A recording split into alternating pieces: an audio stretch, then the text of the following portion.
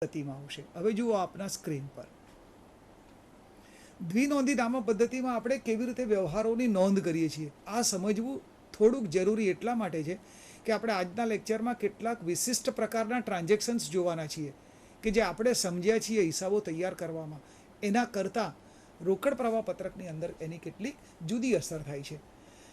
દ્વિનોંધી નામા પદ્ધતિમાં વર્ષ દરમિયાન થયેલા આર્થિક વ્યવહારોની પહેલાં આપણે આમ નોંધ લખીએ છીએ, ત્યાર પછી ખાતા વહીમાં ખતવણી કરીએ છીએ વર્ષ દરમિયાન।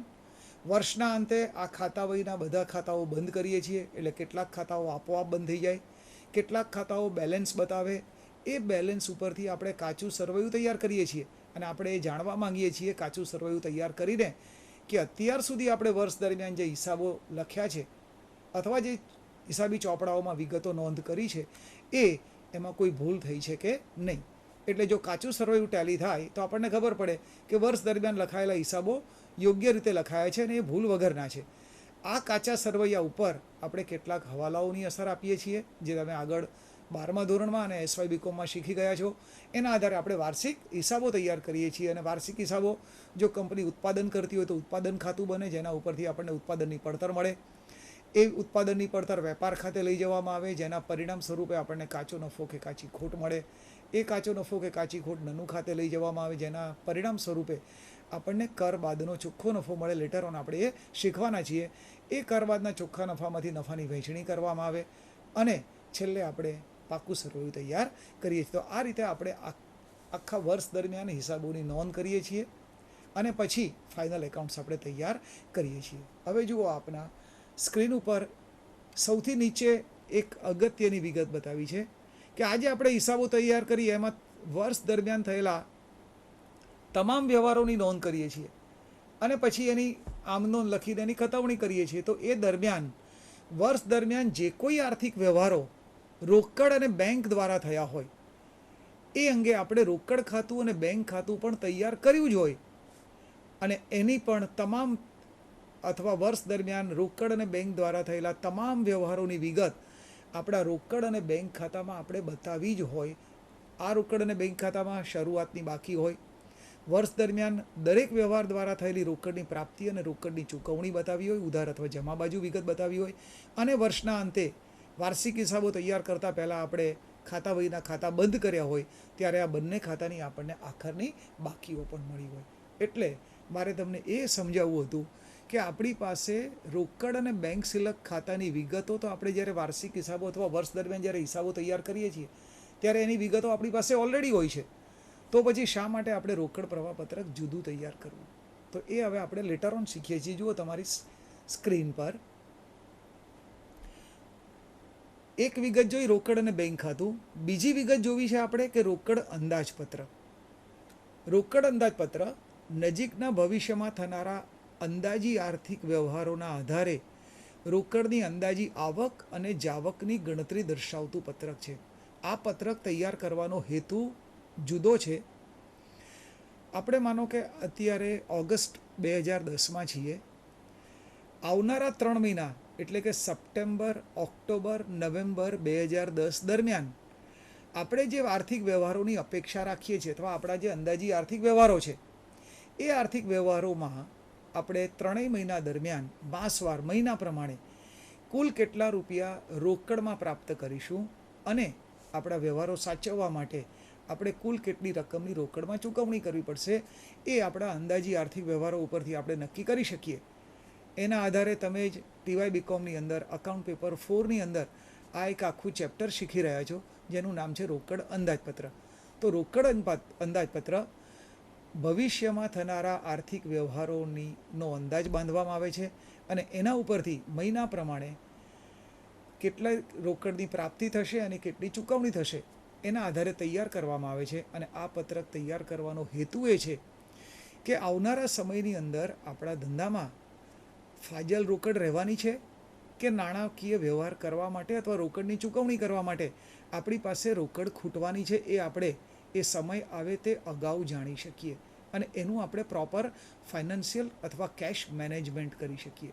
માનો કે આજે આપણે ઓગસ્ટમાં છીએ અને સપ્ટેમ્બર માટે આપણે આ ગણતરી કરી અને સપ્ટેમ્બર મહિનાની અંદર આપણે રોકડ અંદાજપત્ર બનાવ્યું અને એનું પરિણામ આપણને એવું મળે છે કે સપ્ટેમ્બરના અંતે આપણી પાસે હાથ સિલક અથવા આખરની સિલક તરીકે 1.5 લાખ રૂપિયા રહેવાના છે. ધંધાની જરૂરિયાત માટે 50,000 રૂપિયા હાથ ઉપર રાખવા જરૂરી છે. તો જરૂર કરતાં વધારે આપણી પાસે સિલક આવી 1 લાખ રૂપિયા.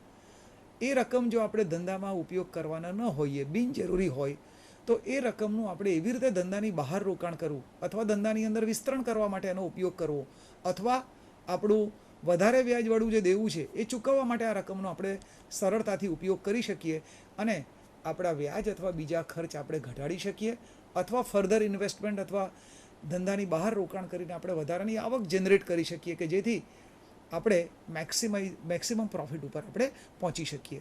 આનાથી રિવર્સ કે જો આપણે સપ્ટેમ્બર મહિનાની અંદર 1.5 લાખ રૂપિયા સિલકના બદલે 1.5 લાખ રૂપિયાની ચૂકવણી કરવા માટે આપણી પાસે રોકડની પ્રાપ્તિ થવાની હોય ફક્ત 1,20,000 રૂપિયા, તો ચૂકવણી કરવા માટે 30,000 રૂપિયા ખૂટવાના છે. તો એ ખૂટવાના છે જ્યારે આપણને ખબર પડે અથવા સપ્ટેમ્બરના અંતે જ્યારે ખબર પડે ત્યારે આપણે એ નાણાં મેળવવાનો પ્રયત્ન કરીએ તો આપણા ધંધાની શાખ સમયસર નાણાં ન ચૂકવી શકવાના કારણે જોખમાય છે. આવું ન થાય એ માટે આપણે સપ્ટેમ્બર મહિનાનું જ એડવાન્સ પ્લાનિંગ કરીએ અને સપ્ટેમ્બર મહિનામાં જો 30,000 રૂપિયા ખૂટવાના હોય વત્તા આપણે 50,000 રૂપિયા હાથ ઉપર સિલક તરીકે રાખવા જરૂરી બનતા હોય તો આપણે સપ્ટેમ્બર મહિનામાં 80,000 રૂપિયા સપ્ટેમ્બરની શરૂઆત થાય તે પહેલાં જ ઉછીના લેવાનો પ્રયત્ન કરીશું. એ માટેનું આયોજન કરીશું કે જેથી આપણે સમયસર આપણા ખર્ચાઓ રોકડમાં ચૂકવી શકીએ અને આપણા ધંધાની શાખ પ્રતિષ્ઠા આબરૂ આપણે જાળવી શકીએ. એટલે આ બંને હેતુ છે. નાણાં ફાજલ રહેતા હોય તો એનું બીજે ઇન્વેસ્ટમેન્ટ કરીને વધારાની આવક મેળવી શકાય અને જો રોકડ રકમ ખૂટે એવી શક્યતા હોય તો એ સમય શરૂ થાય તે પહેલાં આપણે નાણાંની પ્રાપ્તિ કરી શકીએ કે જેથી આપણી શાખ જાળવી શકીએ.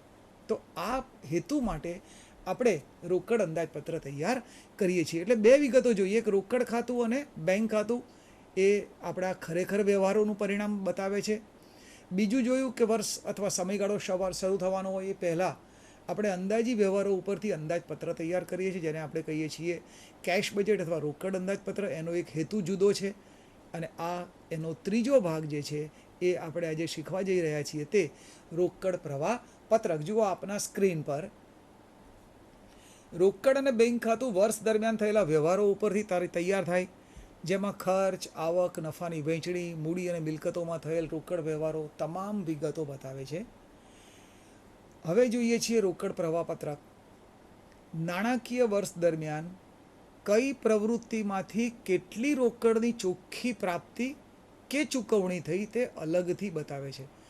આપણે રોકડ ખાતું અથવા બેંક ખાતું જોઈએ તો વર્ષ દરમિયાન થયેલા બધા વ્યવહારો સમયના ક્રમમાં આપણે જોડ્યા છે અથવા નોંધ્યા છે અને અલગ અલગ નોંધ્યા છે. એટલે નંબર ઓફ ટ્રાન્ઝેક્શન્સ આપણે રોકડ અને બેંક ખાતામાં નોંધ્યા છે. એના ઉપરથી આપણને એવી માહિતી ન મળે કે કઈ પ્રવૃત્તિમાંથી આપણને કેટલા રૂપિયાની આઈધર રોકડની પ્રાપ્તિ થઈ કે કેટલી રોકડની ચૂકવણી કરી, કારણ કે બધા વ્યવહારો આપણે સમયના ક્રમની અંદર નોંધ્યા છે. પણ રોકડ અંદાજપત્ર એ તો અંદાજી વ્યવહારો ઉપરથી તૈયાર થાય છે. એ આપણને હકીકત અથવા સાચું કે વાસ્તવિક પરિણામ બતાવતા નથી.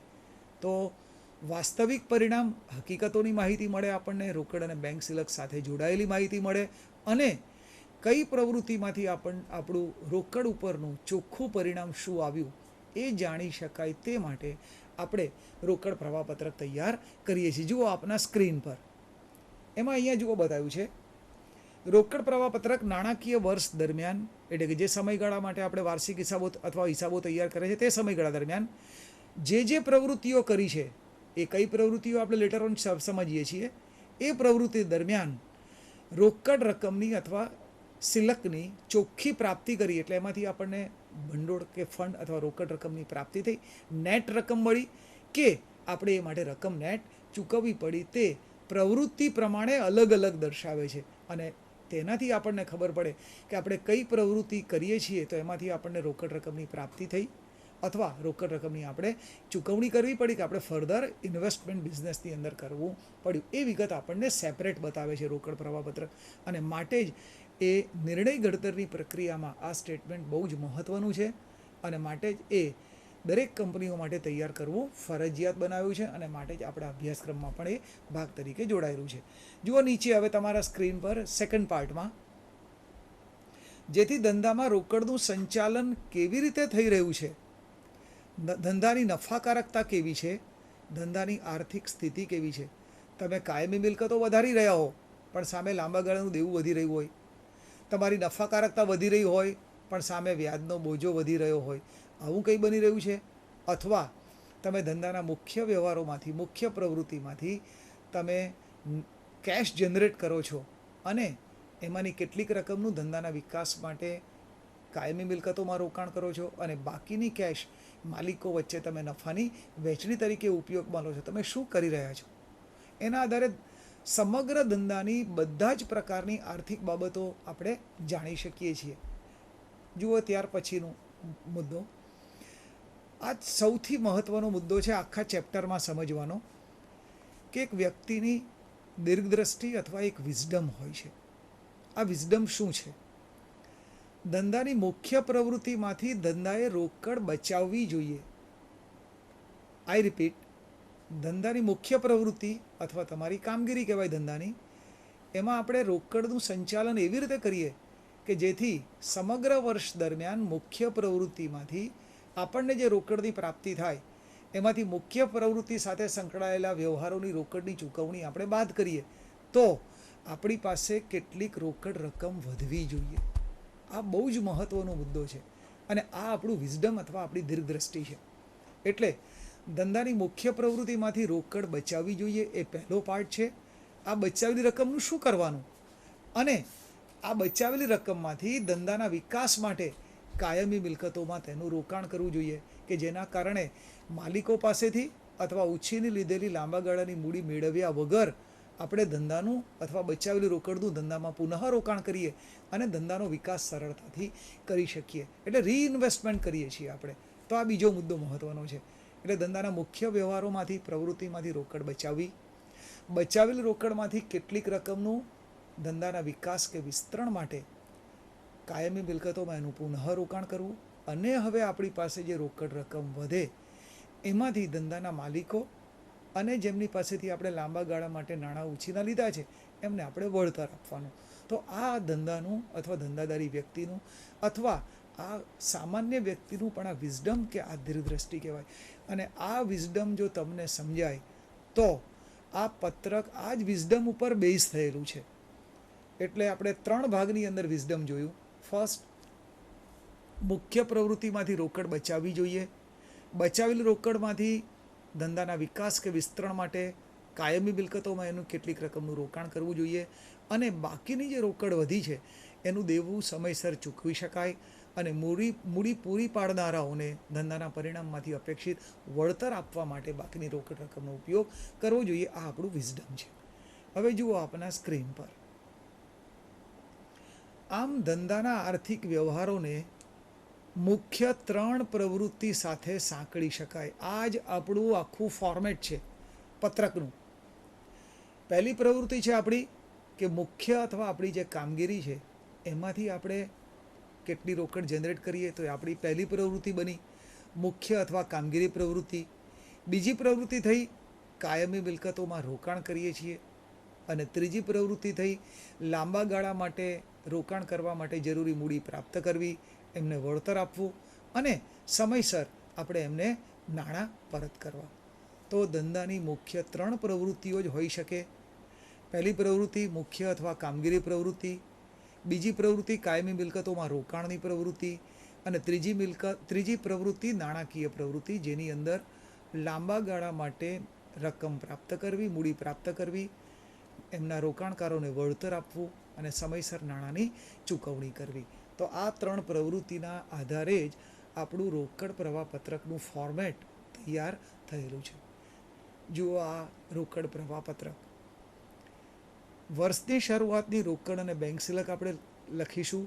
એમાં આ 3 પ્રવૃત્તિમાંથી પ્રાપ્ત થયેલા રોકડની ચોખ્ખી રકમ બતાવીશું. એ હું તમને લોજિકલ શીખવાડું છું.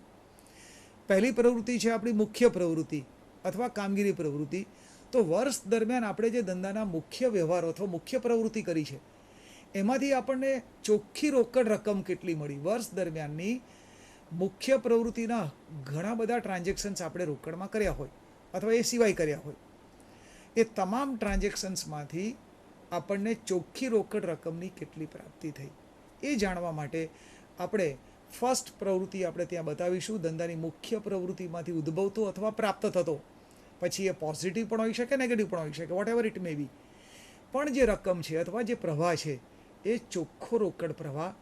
એટલે માનો કે કોઈ એક વ્યવહાર આપ્યો હોય અથવા એક કોઈક પ્રવૃત્તિનો ભાગ હોય, એ પ્રવૃત્તિ દરમિયાન વર્ષ દરમિયાન ઘણા બધા ટ્રાન્ઝેક્શન્સ થયા હોય, પણ અંતિમ પરિણામ એનું રોકડ ઉપર શું અસર બતાવે છે, એ એકમાત્ર ચોખ્ખી અસર આપણે આ પત્રકમાં ઉપયોગમાં લેવાના છીએ.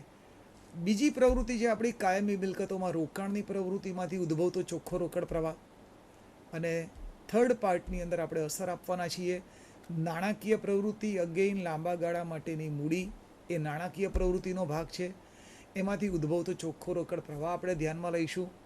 અને પછી જો આપણી ગણતરી બરોબર પરફેક્ટલી હોય તો આપણને આપેલા બેલેન્સ શીટની અંદર આખરના સરવૈયાની અંદર જે રોકડ અને બેંક સિલક આપી હોય એ અહીંયા આપણને આપોઆપ ટેલી થશે. કારણ કે રોકડ પ્રવાહ પત્રક એ બીજું કંઈ જ નથી.